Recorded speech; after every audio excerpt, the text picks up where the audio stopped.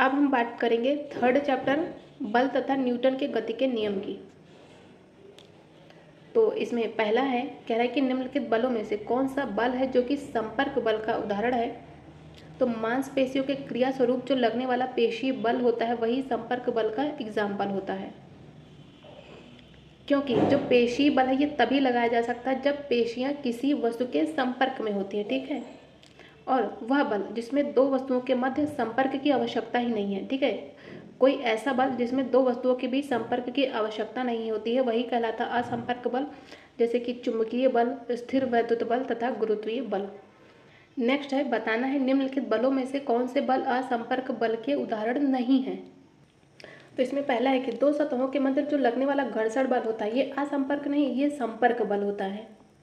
साथ ही रस्सी को खींचते समय मनुष्य के द्वारा जो लगाया गया बल होता है वो भी संपर्क बल होता है, क्योंकि रस्सी और मनुष्य के बीच में क्या होता है, संपर्क होता है। तो इसलिए इसका हो जाएगा ऑप्शन 1 और 4। यदि हम दूसरे की बात करें तो चुंबक के द्वारा लोहे पर लगाया गया बल क्या होता है, वो असंपर्क बल होता है, क्योंकि लोहे और चुंबक के बीच में संपर्क नहीं होता। दो वस्तुओं के मध्य लगने वाला गुरुत्वाकर्षण बल ये भी असंपर्क बल होता है। नेक्स्ट है, निम्नलिखित कथनों पर विचार कीजिए, कह रहा है उपयुक्त में से कौन सा कथन सही है। बल केवल गतिशील वस्तु की चाल में परिवर्तन कर सकता है, नहीं, इसका पहला गलत हो जाएगा। दूसरा कह रहा है कि कागज की शीट से रगड़े जाने पर स्ट्रॉ स्थिर विद्युत आवेश उपार्जित कर लेता है, तो इसका दूसरा सही है। तीसरा कह रहा है कि घर्षण बल के कारण ही नदियों में पानी नीचे की ओर बहता है, नहीं, इसका तीसरा गलत है। चौथा कह रहा है कि विश्व में सभी वस्तुएं एक दूसरे पर गुरुत्व बल लगाते हैं, यस, इसका चौथा सही है, इसका दूसरा सही है, तो इसलिए इसका हो जाएगा ऑप्शन बी। और बल के कारण ही गतिशील वस्तु को रोका जा सकता है तथा स्थिर वस्तु जो है उसको हम गतिमान कर सकते हैं, ठीक है। और जो गुरुत्वीय बल होता है इसी के कारण नदियों में पानी नीचे की ओर बहता है। नेक्स्ट है, निम्नलिखित कथनों पर विचार कीजिए, उपर्युक्त में से कौन सा सही है। घर्षण बल ये गतिशील वस्तु की विपरीत दिशा में कार्य करता है, बिल्कुल सही है। घर्षण बल क्या होता है, गतिशील वस्तु की विपरीत दिशा में कार्य करता है और यह एक संपर्क बल होता है। किसी वस्तु को त्वरित करने के लिए एक असंतुलित बल की बिल्कुल आवश्यकता होती है। यदि हमें कोई भी वस्तु रुकी है, ठीक है, यदि हमें उसे चलाना, उसे गति करना, तो उसके लिए हमें क्या, किसी बल की आवश्यकता होगी, असंतुलित बल की। तो इसका पहला और दूसरा दोनों ही सही है। निम्नलिखित कथनों पर विचार कीजिए, उपर्युक्त में से कौन सा सही है। पहला कह रहा है कि किसी वस्तु का द्रव्यमान उसके जड़त्व की माप होती है, पहला बिल्कुल सही है। दूसरा कह रहा है कि किसी भी वस्तु का जड़त्व केवल वस्तु की गति की अवस्था में परिवर्तन का विरोध करता है, नहीं, तो इसका दूसरा गलत है, इसका पहला सही है।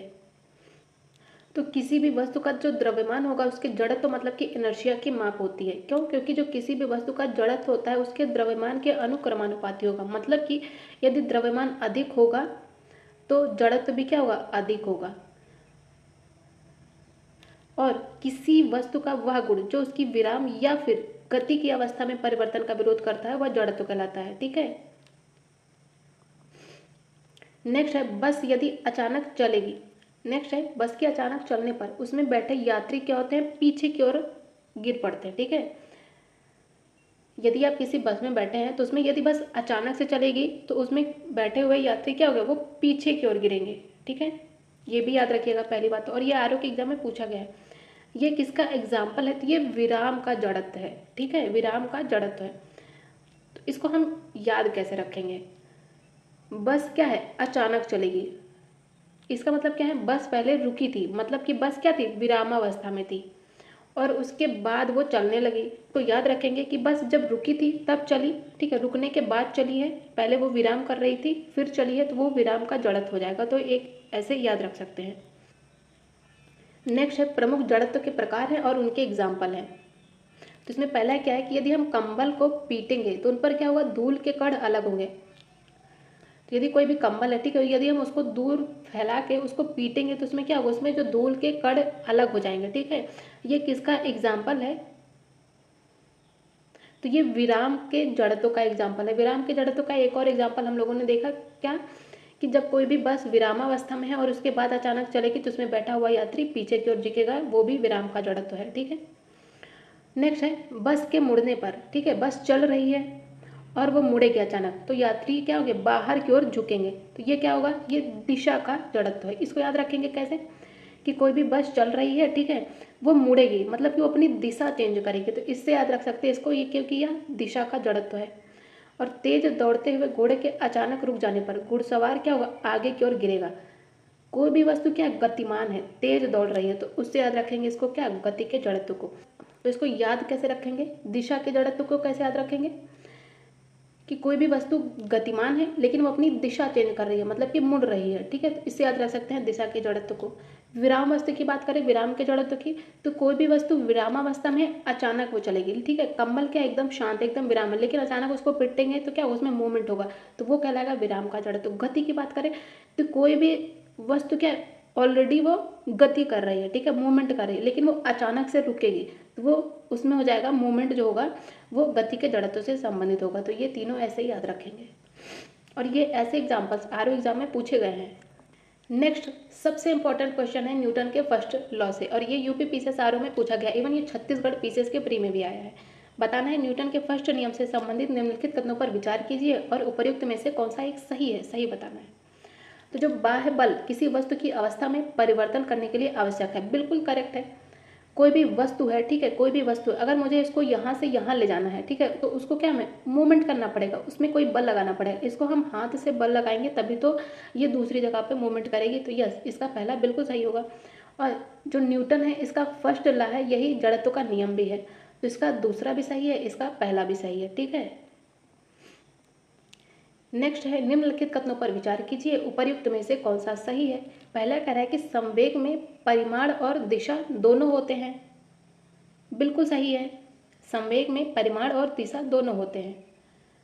दूसरा कह रहा है कि संवेग द्रव्यमान तथा त्वरण, दूसरा कह रहा है कि संवेग यह द्रव्यमान तथा त्वरण के गुणनफल के बराबर होता है, नहीं, इसका दूसरा गलत हो जाएगा। थर्ड कह रहा है कि जो संवेग की दिशा होती है यही वेग की दिशा में होती है, तो संवेग की जो दिशा होती है ये वेग की दिशा में होती है, तो इसका फर्स्ट एंड थर्ड सही है, सेकंड गलत है। तो संवेग में क्या होता है, संवेग में दिशा और परिमाण दोनों की आवश्यकता होती है, और किसमें दिशा और परिमाण दोनों की आवश्यकता होती है, सदिश राशि में, ठीक है। और संवेग की बात करें तो यह द्रव्यमान तथा त्वरण नहीं, द्रव्यमान तथा वेग के बराबर होगा, ठीक है, तो P = mv। नेक्स्ट है बल किसका गुणनफल है, तो बल F = क्या होगा, ma, m = द्रव्यमान, a त्वरण। और बल क्या है, बल एक सदिश राशि है, ठीक है, जिसकी दिशा त्वरण की दिशा में होती है। और अभी हम लोगों ने देखा संवेग क्या है, वो भी एक सदिश राशि है। निम्नलिखित कथनों पर विचार कीजिए, उपर्युक्त में से कौन सा कथन सही है। समान समय के लिए लगाया गया समान बल विभिन्न पिंडों में समान संवेग परिवर्तन करता है, ठीक है। यदि हम किसी समान समय के लिए समान बल लगाते हैं तो विभिन्न पिंड में समान संवेग परिवर्तन होगा, बिल्कुल सही है पहला। दूसरा कह रहा है कि किसी पिंड के संवेग परिवर्तन की दर आरोपित बल के व्युत्क्रमानुपाती होती है, पहला गलत है। थर्ड कह रहा है कि बल को न्यूटन पर किलोग्राम में भी मापा जाता है, तो इसका थर्ड भी गलत है, सेकंड भी गलत है, इसका सही है ओनली 1। तो न्यूटन के सेकंड लॉ के अकॉर्डिंग किसी वस्तु के जो मोमेंटम होता है, ठीक है, उसके परिवर्तन की जो दर होती है उस पर लगने वाले असंतुलित बल के अनुक्रमानुपाती होती है, ना कि व्युत्क्रमानुपाती, ठीक है। और बल का मात्रक होता है किलोग्राम मीटर पर सेकंड स्क्वायर, या फिर बल का मात्रक न्यूटन भी होता है। निम्नलिखित में से कौन सा उदाहरण न्यूटन के सेकंड लॉ का एग्जाम्पल है। फर्स्ट लॉ क्या कौन सा है, फर्स्ट लॉ था जड़त्व का नियम। पहला कह रहा है कि क्रिकेट के खेल के मैदान में क्षेत्र रक्षक को तेजी से आ रही जो गेंद है वो अगर पकड़ते हैं तो वो क्या करते हैं, वो अपने हाथ को पीछे की ओर खींचते हैं, ठीक है, इससे क्या, इससे उनको चोट कम लगती है। तो ये कहलाता है न्यूटन की गति का सेकंड लॉ, पहला बिल्कुल सही है। दूसरा कह रहा है कि यदि ऊंची कूद वाला मैदान है उसमें जो खिलाड़ी है वो उनका कुशनू या फिर बालू पर कूदना, ये भी न्यूटन के सेकंड लॉ से संबंधित है। थर्ड कह रहा है कि किसी तीव्र गति की कैरम की गोटी से टकराकर ढेरी के सबसे नीचे वाली गोटी ही ढेरी से बाहर आती है, ये न्यूटन का सेकंड लॉ नहीं है, इसका हो जाएगा ओनली 1 और 2। और यदि हम थर्ड की बात करें तो ये न्यूटन के फर्स्ट लॉ का एग्जाम्पल है, इसका जड़त्व का। निम्नलिखित कथनों पर विचार कीजिए, उपर्युक्त में से कौन सा कथन सही है। दो पिंडों के बीच परस्पर बल सदैव समान और एक ही दिशा में होता है, गलत है। सेकंड कह रहा है कि क्रिया तथा प्रतिक्रिया बल एक वस्तु पर कार्य करते हैं, तो इसके दोनों ही स्टेटमेंट गलत हैं, इसलिए इसका हो जाएगा ऑप्शन डी। तो न्यूटन के गति के थर्ड लॉ के अकॉर्डिंग जब कोई वस्तु किसी दूसरी वस्तु पर बल लगाती है तब दूसरी वस्तु भी पहली वस्तु पर विपरीत दिशा में बल लगाती है, ठीक है।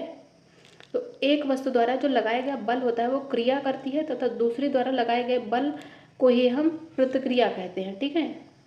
तो न्यूटन का थर्ड लॉ क्या होगा, क्रिया प्रतिक्रिया का नियम। और प्रत्येक क्रिया की बराबर व विपरीत दिशा में प्रतिक्रिया प्राप्त होती है तथा क्रिया और प्रतिक्रिया बल अलग अलग वस्तुओं पर कार्य करते हैं, ना कि सेम वस्तुओं पर। आवेग के संबंध में निम्नलिखित कथनों पर विचार कीजिए। पहला कह रहा है कि बल तथा समय का गुणनफल ही आवेग है, पहला बिल्कुल करेक्ट है। दूसरा कह रहा है कि संवेग परिवर्तन की दर आवेग को निरूपित करती है, तो इसका दूसरा गलत है। तीसरा कह रहा है कि संवेग में परिवर्तन को हम आवेग कहते हैं, तो इसका सही है फर्स्ट एंड थर्ड। और जो संवेग परिवर्तन की दर है वो आरोपित तो बल को निरूपित करती है, ना कि आवेग को, तो इसलिए इसका सेकंड गलत होगा, इसका सही होगा फर्स्ट एंड थर्ड। निम्नलिखित में से किसका संबंध न्यूटन के थर्ड लॉ से है। थर्ड लॉ हमने क्या देखा था, क्रिया प्रतिक्रिया का नियम, ठीक है। तो यदि बंदूक से गोली छूटेगी तो क्या होगी, बंदूक पीछे की ओर आएगा, ठीक है। तो यहाँ पे क्या होगा, गति हो रही है, क्रिया हो रही है, ठीक है। एक क्रिया क्या हो रही है कि बंदूक से गोली निकल रही है जो कि आगे की ओर जा रही है और इससे बंदूक से झटके से क्या हाथ पीछे की ओर आ रहा है। तो क्रिया क्या हो रही है, बंदूक से गोली का छूटना, और उस पर प्रतिक्रिया क्या हो रही है, बंदूक से छूटने पर हाथ का पीछे आना, ठीक है, बंदूक का पीछे की ओर गति क्या होना। तो ये उस पर की गई प्रतिक्रिया है, तो पहला बिल्कुल सही है। यदि नाविक का नाव से किनारे पर कूदना ये भी क्रिया प्रतिक्रिया है, सड़क पर चलना ये भी क्रिया प्रतिक्रिया है, तो इसके तीनों ही कथन बिल्कुल सही है। तो थर्ड लॉ क्या कहता है, जब भी कोई वस्तु किसी दूसरी वस्तु पर बल लगाती है, ठीक है, कोई भी वस्तु है या दूसरी वस्तु पर यदि बल लगा रही है तो दूसरी वस्तु भी पहली वस्तु पर विपरीत दिशा में बल लगाती है, ठीक है। इसका मतलब क्या हुआ, कोई भी एक वस्तु है और ये एक दूसरी वस्तु है, तो यह क्या है, यह दूसरी वस्तु पर बल लगा रही है, तो जो दूसरी वस्तु है वो भी क्या करेगी, वो भी इस पर बल लगाएगी, तो क्रिया के बदले क्या होगी, प्रतिक्रिया होगी, ठीक है। यदि कोई आपको थप्पड़ मारेगा तो आप उस पर क्या प्रतिक्रिया तो देंगे ही, थप्पड़ तो मारेंगे ही, तो वही क्या होगा, वही हो जाएगा क्रिया प्रतिक्रिया का नियम, ठीक है। तो ऐसे याद रखिएगा। नेक्स्ट है कथन और कारण है, कह रहा है इसमें कथन कह रहा है कि गोली बंदूक सिस्टम का जो कुल संवेग है वह संरक्षित रहता है, कथन बिल्कुल सही है। क्यों संरक्षित रहता है, क्योंकि जो गोली है इसका संवेग परिवर्तन बंदूक के संवेग परिवर्तन के क्या बराबर होता है, तो इसका कारण भी सही है और कारण कथन की व्याख्या भी कर रहा है। नेक्स्ट है अगेन कथन और कारण दिया है। कथन ये कह रहा है कि एक पूर्णतः घर्षणहीन पृष्ठ पर खड़ा एक व्यक्ति सीटी बजाने से स्वयं को गति में ला सकता है, कथन बिल्कुल सही है, कथन बिल्कुल सही है। कारण ये कह रहा है क्योंकि यदि किसी तंत्र पर यदि हम कोई बाह्य बल क्रियाशील नहीं है, कारण ये कह रहा है क्योंकि यदि किसी तंत्र पर कोई बाह्य बल क्रियाशील नहीं है तो इसका संवेग परिवर्तित नहीं हो सकता, ठीक है। तो इसका कारण भी सही है, कथन भी सही है और कारण कथन की व्याख्या भी कर रहा है। तो एक पूर्णतः घर्षणहीन पृष्ठ है, ठीक है, उस पर कोई भी एक व्यक्ति खड़ा है, ठीक है, और वह सीटी बजाएगा तो उससे क्या वो अपने आप को गति में ला सकता है, ठीक है।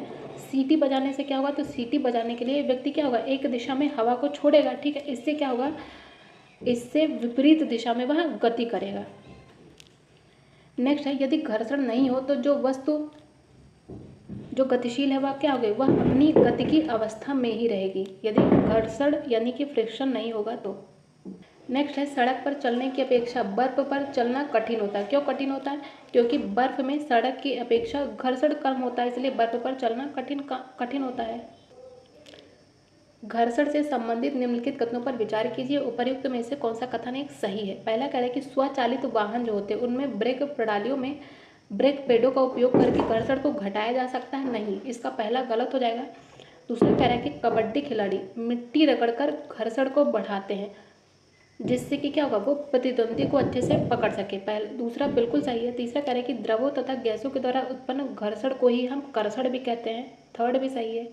घर्षण से ऊष्मा उत्पन्न होती है, तो इसका फोर्थ भी सही है, इसका ओनली वन गलत है। निम्नलिखित कथनों पर विचार कीजिए, उपर्युक्त में से कौन सा कथन सही है। लोटनिक घर्षण सर्पी घर्षण से अधिक होता है, गलत है। सर्पी घर्षण स्थैतिक घर्षण से कम होता है, ये सही है।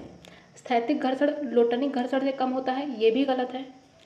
बॉल बेयरिंग सर्पिक घर्षण को लोटनिक घर्षण में परिवर्तित कर देते हैं, तो इसका 2 और 4 सही है, फर्स्ट एंड थर्ड गलत है। नेक्स्ट है कथन दिया है और उनसे जुड़ा निष्कर्ष है। पहला कथन ये कह है कि भरी हुई गाड़ी को चलाने में उसे चलायमान रखने के लिए आवश्यक ताकत से अपेक्षाकृत अधिक ताकत से धक्का देना पड़ता है, ठीक है। तो भरी हुई गाड़ी को चलाने में उसे चलायमान रखने के लिए जो आवश्यक ताकत है उसे अपेक्षाकृत अधिक ताकत से धक्का देना पड़ेगा। क्यों? क्योंकि एक बार जब गाड़ी चल पड़ती है तो उसके बाद क्या होता है, घर्षण कम होता है, तो इसलिए इसका हो जाएगा ऑप्शन सी। निम्नलिखित में से अब केंद्र बल से संबंधित कौन सा कथन सही है? जो साइकिल सवार है उसका वृत्तीय मोड़ पर मुड़ना ही क्या कहलाता है, वो अभिकेंद्र बल कहलाता है, बिल्कुल सही है। अभिकेंद्र बल केंद्र की ओर, ठीक है। सूर्य के चारों ओर किसी ग्रह का गति करना भी अभिकेंद्र बल कहलाता है। डोरी से बंधे कड़ की क्षैतिज दिशा में गति करना भी अभिकेंद्र बल कहलाता है, तो इसके तीनों स्टेटमेंट करेक्ट है। तो वृत्तीय गति करते हुए पिंड पर एक बल कार्य करता है जिसकी दिशा सदैव वृत्त के केंद्र की ओर होती है, यही कहलाता है अभिकेंद्र बल। मतलब कि ये कोई वृत्तीय परिपथ है, उसमें जब मूवमेंट कर रहा है उसकी दिशा क्या होगी, सेंटर की ओर होगी, ठीक है, यही कहलाता है अभिकेंद्र बल। और अपकेंद्र बल क्या होता है, जिसकी दिशा बाहर की होगी, केंद्र से बाहर की ओर होती है, वह कहलाता है अपकेंद्र बल।